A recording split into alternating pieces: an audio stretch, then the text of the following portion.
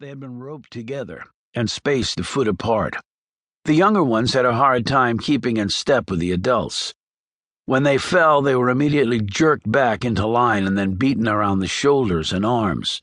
Their faces, however, were not touched. One man, far bigger than the rest, kept his gaze downcast as he marched up the metal steps. He was over 6'6" and rock solid, with broad shoulders and narrow hips, and thighs and calves easily the girth of a professional athlete's. He also possessed the hard, bony musculature and near-gaunt features of a man who had grown up with not enough to eat. He would fetch a good price, but not as high as the girls for obvious reasons. Everything was based on profit margins, and the girls, particularly the younger ones, had the highest margins of all. And that could be extended over at least 10 years. By that time, they would have collectively earned millions of dollars for their owners. By contrast, his life would be relatively short, as he was literally worked to death, or so his captors believed. LMP, or low-margin product, he would be called.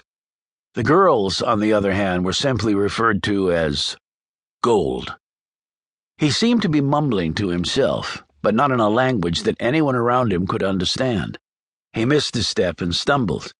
Batons immediately rained down on his shoulders and the back of his legs. One struck him in the face, bloodying his nose. They were apparently not worried about his looks. He rose and kept going, and kept mumbling. The blows did not seem to have affected him. There was a young girl in front of him who glanced back at him once, but he didn't return her gaze. An older woman in line behind him shook her head and said a prayer in her native Spanish, and then made the sign of the cross. The man stumbled again, and again the beating took place. The guards jabbered at him, slapped him with their roughened hands. He took the punishment, rose and kept going, and kept mumbling. A shaft of heat lightning to the east illuminated the sky for about a second. Whether or not the man interpreted this event as some divine signal to act was unclear. His actions, however, were crystal clear. He bulled past one guard, slamming into the man so hard that the guard pitched over the rail and plummeted down more than 30 feet, hitting and bouncing off the steel platform. His neck broke on impact and he lay still. What was unnoticed was the sharp knife that the mumbling man had taken from the guard's belt. It was his sole reason for attacking him. As the other gunmen lined up their shots, the man cut through his bindings, grabbed a life jacket hanging on a hook on the stair rail, slipped it on, and dove off on the opposite side from where the guard had gone over. When he landed, he did not hit steel. He slammed into the warm waters of the Gulf. He broke the surface awkwardly and went under. Seconds later, a barrage of MP5 rounds ripped the surface of the water, creating hundreds of tiny whitecaps. A boat was sent out a few minutes later to look for him, but there was no sign. In the dark, he could have gone in any direction, and it was a lot of surface water to cover. The boat finally returned. The Gulf waters grew calm once more. He was probably dead, they thought. If not, he soon would be. The remaining prisoners, 24 of them now, continued their slow ascent to the cells, where they would be kept until another boat came to take them onward. They were placed mostly 5 to a cage. There they joined other prisoners who were also awaiting rides to the mainland.